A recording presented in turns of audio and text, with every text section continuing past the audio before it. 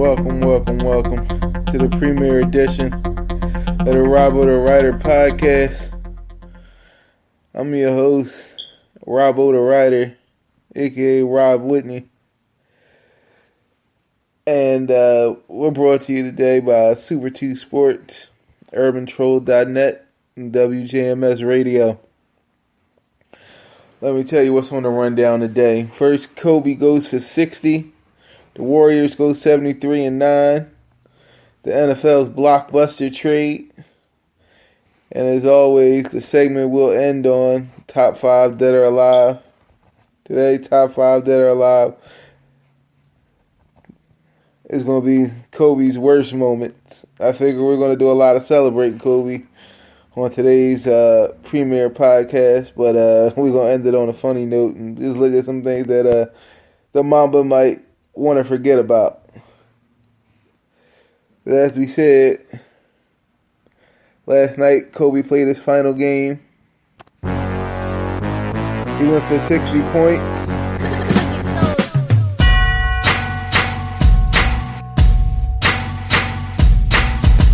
And it was amazing. The other forward for the final time, number 24 on the floor, 6'6". High school, 5-time world champion, Kobe Bryant.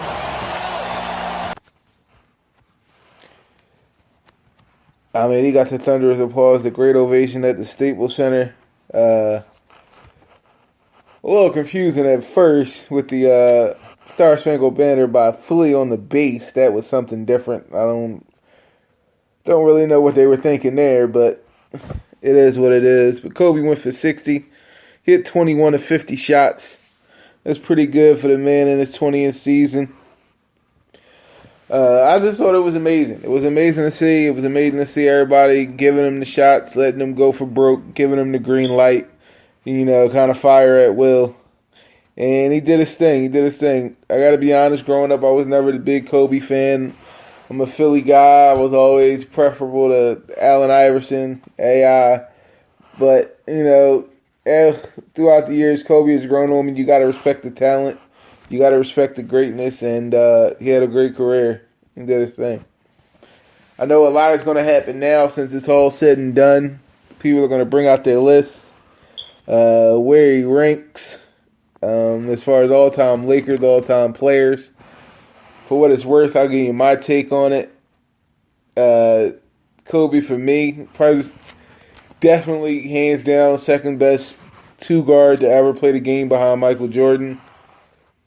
As far as of all time, I gotta put Kobe probably in my top 10. Definitely in the top 10. Along with some other guys, Magic, Bird, Kareem, Wilt, MJ, number 1. And I might even put LeBron in my top 10. He might be down in there the later end, but Kobe's definitely in my top 10 along with Tim Duncan. As far as Lakers of all time, he's probably going to go down as the greatest Laker of all time. I know Magic Johnson has called him the greatest Laker of all time. Kobe's deferred to Magic, but if you just look on par with what he's done, how long he was able to stay with that team, stay with one team, never go anywhere, stick it out through the rough times. There was a drought in between titles from 2009. That was their first title since 2003, so they had a little 6-year drought in between the Shaq and Kobe years to the Kobe and Gasol years. So, for him to persevere through that, through the trials, and tribulations, and so-called trades that wanted to happen, and the rumors that swirled, you got to give him credit for that. 20 years strong. So, to me, Kobe Bryant goes down as the greatest Laker of all time. Also last night, the Golden State Warriors set the NBA record with 73 wins in a single season. Steph Curry went off for 46 points in that effort. And, it was just amazing. Just to see the Warriors reached that goal. They wanted it. They wanted it all season. Definitely since about mid-season it was a goal, and you saw how many wins they were able to run off in the beginning of the season and how far along they got. You just knew they were going to go for it. We all pretty much said it was going to happen. Came down to the last game of the season, but really, that second to last game against the Spurs is when you really realized it was going to happen. If they had beat the Spurs, I guess everybody was just automatic that they were going to beat the Grizzlies. So once they beat the Spurs, that's when the real celebration kind of almost started. But kudos to them for doing that. I thought that was great. 73-9. It's an accomplishment. I know growing up, I watched that 95-96 season as a spectator from my living room and watched the greatness of that and the 72-10 and not thinking anybody was going to match it. I mean, for goodness sakes, there's sneakers dedicated to just that season. So that was an amazing feat.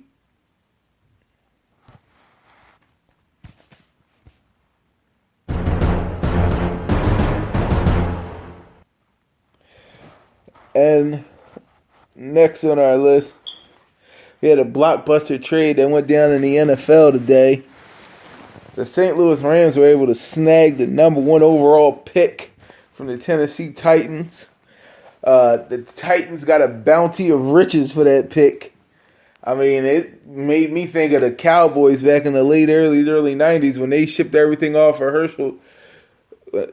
They shipped Herschel Walker off and got a boatload of picks that wound up leading them to a dynasty. I'm not saying that's what's going to happen with the Titans, but they definitely got a lot of bang for their buck. The Rams got the first overall pick in this year's draft. The Titans received the Rams' number 14 pick in the first round, 2 second-round picks, a number 3 pick, and also a number 1 and number 3 in next year's draft. So they got picks aplenty, and we'll see what the Titans do with those. But the big question is, what are the Rams thinking, and what are they going to do with that number 1 pick? Are they going Goff or are they going Wentz? The latest I've heard is they're thinking about Goff pretty heavy, although first thing this morning you would have thought it was Carson Wentz. So who really knows where they're going to go with that? But that's definitely their mindset. They're going quarterback. The last time they did that didn't really bone too well. The last quarterback they picked, Sam Bradford, he couldn't stay on the field. Multiple ACL injuries. Also was the last quarterback and number 1 overall pick to get the boatload of cash. Even when he signed that contract, he got $50 million guaranteed. Upwards of that amount. So they're hoping that this time they strike gold, they get a winner, and for my money, I hope they do their homework. Because you don't want to be caught napping again and get a raw deal like they did when they picked Sam Bradford at number 1 all those years ago. So we come to the point in this short podcast, our premiere podcast, that we're going to do our top 5 dead or alive. This will be something we'll do each and every podcast. Today's top 5 dead or alive. I mean, it's going to be on Kobe Bryant. But like I said, he had so much good that happened. 60 points, 20 years in a Lakers uniform. 3rd in scoring all time. But we're going to look at the top 5 dead or alive worst Kobe moments. Number 5 for me has got to be, and I got to talk about it, is the incident in Colorado. Most importantly to me is the press conference. That was not a good look. I mean, brothers out there, you help me. If anybody's got to admit to doing dirt in front of their woman and the look they get and how steamy that woman is, you know how Kobe was feeling, let alone his freedom being at jeopardy at that point. When he sat there, held his face and said, "I'm innocent. I'm guilty of adultery, but that's it. I'm innocent." And he had to look over at her, and she wanted to go upside his head, bust him in his head to the white meat show. But they stuck it out. Kobe and Vanessa still together. They got the girls. But that moment is definitely one he would want to forget, one he would put in the back of his head, never to be seen again. Number 4 would have to be that ill-fated photo shoot.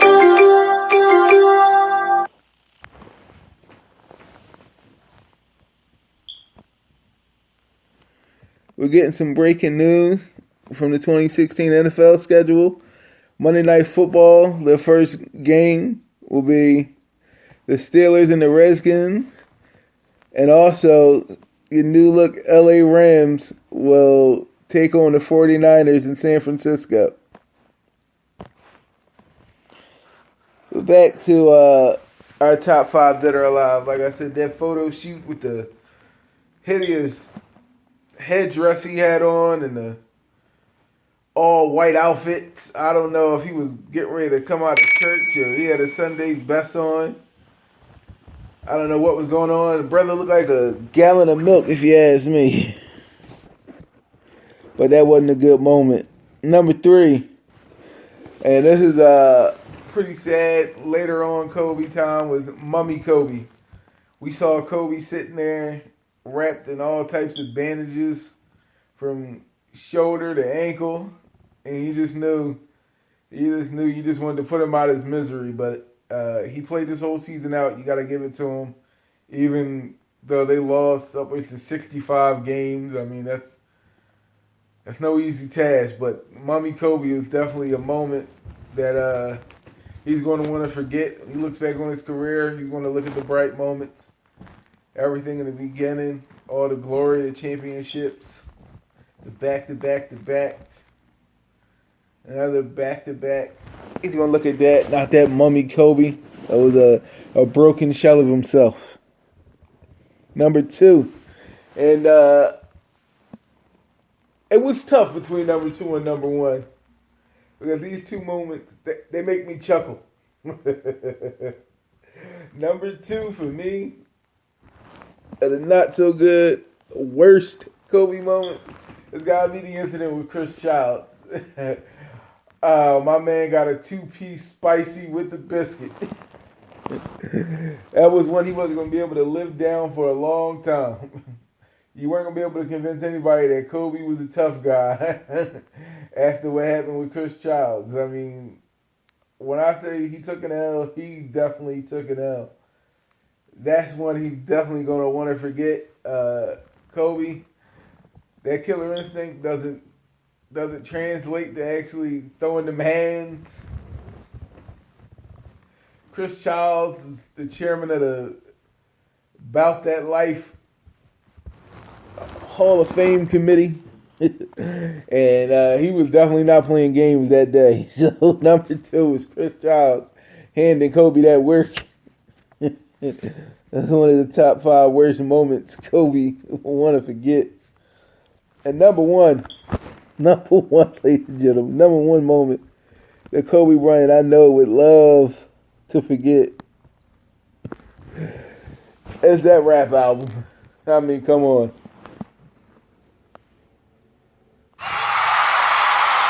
That rap album. No, there's nothing to applaud. There's nothing to applaud. Trust me, nothing to applaud. I mean, that was one of the things Kobe should have rethought, really. He should have rethought it. He really should have rethought it. I mean, he's a good guy. Excellent on the ball court, not in the booth. That's not for you, Kobe. I mean, we'll give you a little sample. Kobe, how many girls have said I love you? Not like, I love you, Kobe, like a fan, but like for real, like, baby, marry me. I love you. We gotta listen to this together. You're silly. Once again. Come on. Y'all tell me what y'all think. Yo, it's like this.